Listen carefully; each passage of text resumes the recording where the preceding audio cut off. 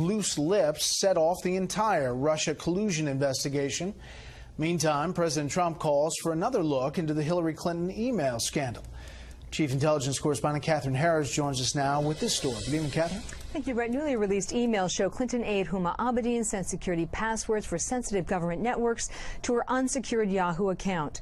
In a tweet, President Trump unloaded on Abedin, alleging she disregarded basic security, put classified passwords at risk. And he suggested she should be jailed, then once again criticized what he calls the deep state Justice Department, imploring officials to finally act against Abedin, former FBI Director Comey, and others. The White House press secretary explained. Obviously, the facts of that case are very disturbing, and I think the president wants to make clear that he doesn't feel that anyone should be above the law. April 2016 FBI interview overseen by demoted agent Peter Strzok, who sent anti-Trump text messages, Abedin admitted she routinely forwarded government emails to her Yahoo account for printing. The Abedin emails found on her estranged husband Anthony Weiner's computer are significant because they led the FBI to reopen the criminal investigation 10 days before the election, Brett. So is there more fallout over this New York Times story that the Trump campaign ad George Papadopoulos started the FBI Russia probe by talking to the Australians? Well, that's right. Australian media reports today there is anger and frustration over leaks by U.S. officials revealing an Australian diplomat shared intelligence that may have kick-started the FBI Russia probe. According to the Sydney Morning Herald, the Australian ambassador to the U.S., Joe Hockey, personally dealt with the FBI over claims the Russians had damaging information on Hillary Clinton. The New York Times first reported that campaign aide George Papadopoulos, who recently pled guilty to lying to the FBI, made the allegations in May 2016 over drinks in London with diplomat Alexander Downer. On Fox today, a senior House Republican said the report is a distraction from the faulty Trump dossier funded by Democrats. Clearly, people are trying to say, oh, don't worry about the dossier, there were these other things. I'm not sure that the Papadopoulos explanation is really any better. In fact, it's probably thinner than even the dossier. Based on Fox's reporting, a mosaic of intelligence, not a single source, prompted the FBI probe, Brett. Continue to follow it. Kath, thank you. All right, joining us now with more reaction to our opening monologue, the author of the best-selling book, Trumped Up, How Criminalization of Political Differences Endangers Democracy, Professor Alan Dershowitz, and former U.S. Attorney for the District of Columbia, Joe DeGenova, two of the smartest lawyers in the country. You know, last night, I got such incredible reaction to your comments. Collusion's not a crime, but we go from collusion to obstruction to then bank records. He's not a target. But the media is like, well, he's not a target, but he's still in jeopardy. It's like there's no winning here.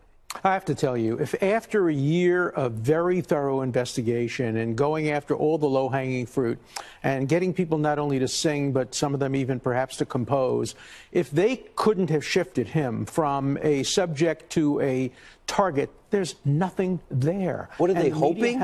Of course they're hoping, but I think they understand that. Now they're going after very, very weak issues. Collusion. I challenge Mueller to tell me what statute is violated by collusion. There's a memo now by Rosenstein authorizing him to investigate collusion with the Russians by Manafort. But you can't investigate sins. You can only investigate federal crimes, and there is no such federal crime as collusion. How do they not know that? They know it, but they hope that by investigating collusion, they'll get somebody to obstruct justice, to commit perjury, to commit one of these other peripheral crimes. As they always say, it's in the cover-up, but it's not the cover-up. It's that prosecutors induce cover-ups, which is why innocent people shouldn't be testifying unless they absolutely have to, because you can be indicted for perjury even if you tell the truth.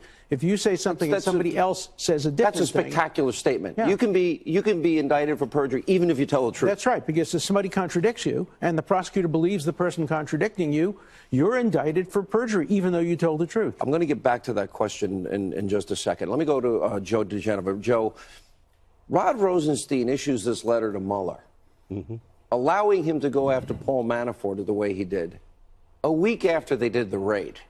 Now, why do I think the order of that legally needs to be reversed? Well, let's say this, first of all, about Rod Rosenstein. His conduct from the beginning of this has been a disgrace, legally and every other way. He is an embarrassment to the administration. It is truly too bad that he cannot be fired. But let's be very clear about this. The president has never been a target. The fact that he has been recently notified that he is a subject means absolutely nothing. He is not even a subject. He is a witness. A subject is a person whose conduct is within the scope of the grand jury's investigation. What the hell does that mean? It means they don't have anything on him. There have been 19 criminal cases, not one piece of evidence against the president of the United States. And now we are told that Mueller wants to interview the president of the United States, who knows nothing, who has been a witness to nothing, who is not a target of the investigation. What we are seeing now is conduct by two public officials, Robert Mueller and Rod Rosenstein, that is unethical, unprofessional, an embarrassment to the United States government, and is undermining equal enforcement of the law. Oh, there's no doubt. Because of what they are doing to a president of the United States. Rod Rosenstein single-handedly has taken away from the sitting president of the United States 16 months of his presidency by his incompetent and fearful conduct. You know why Rod Rosenstein appointed Mueller? Because he didn't want to make the tough decisions that you'd have to make if you were supervising a case being run by a United States attorney like Huber. Rod Rosenstein is a coward. He's a disgrace to the Department of Justice. It's a shame and you can't that the president cannot fire him because of the political consequences. They can't fire him, but it's amazing that he hasn't been recused. After all, he is the main witness on whether or not collusion, or whether or not obstruction of justice occurred with the firing of Comey. And he wrote the memo. Doesn't the president have absolute right to fire anybody? Well, he does. But, you know, politically, there's a difference between having the right to do it and it being right to do it. I just want to comment on one thing that Joe said. He's absolutely right that they have deprived the president of the opportunity to govern, but the Republicans did the same thing to Clinton.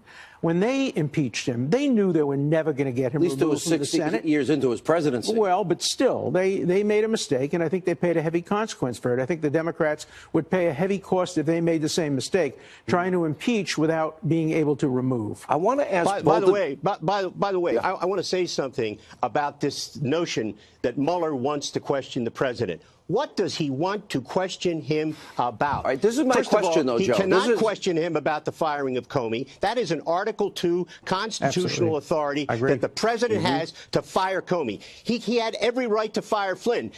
Suppose they say, what were you thinking when you fired Comey? What were you thinking when you fired Flynn? What kind of question is that? Well, by the way, these are the kind of stupid questions that let me throw out this question to both of you. This is a perjury trap, plain and simple. I agree with the perjury trap point. This is absolutely outrageous. It should end right now. Here's the question I have, because I'm sure Robert Mueller does want to question the president. So, definitely. Professor, yeah, I would advise him not to. I don't have your experience. Well, but to me, it's a trap. Here's the problem. Here's the problem. Written questions. Joe, 1 second. Hang on, Professor. Here's the problem. The special counsel has the power to put him in front of a grand jury without a lawyer.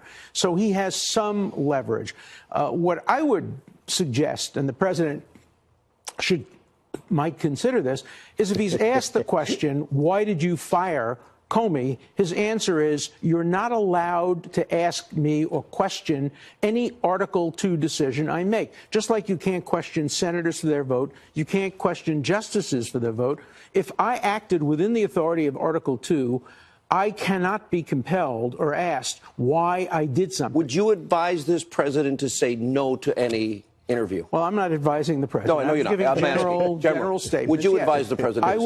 I would suggest that it would be best if the president refused to answer certain questions that intruded on his Article II powers. Last word, Joe. Same question. The president should not agree to an interview, in my opinion, and I'm not giving him legal advice. I'm talking on this show. The president should, at the most, answer written questions in a very limited area, and he should never, ever be interviewed. This is an abomination. And even if it means a year-long fight over executive privilege, that that battle should be waged? In my opinion, the president should not sit down for an interview. He can answer written questions in a very limited area, maybe 10, 12 questions. But what if he's tops. subpoenaed? What if he's subpoenaed in front of the grand jury? What would he do then? I think what you do at that point is you have to argue Article 2. And if Bob Mueller wants to take the president of the United States, who is not involved in any of the 19 charges that he has brought thus far, into a court over testimony, I think that would be one of the most disgraceful periods in American history. Absolutely outrageous. You guys are amazing. I want you guys on every night. This is really important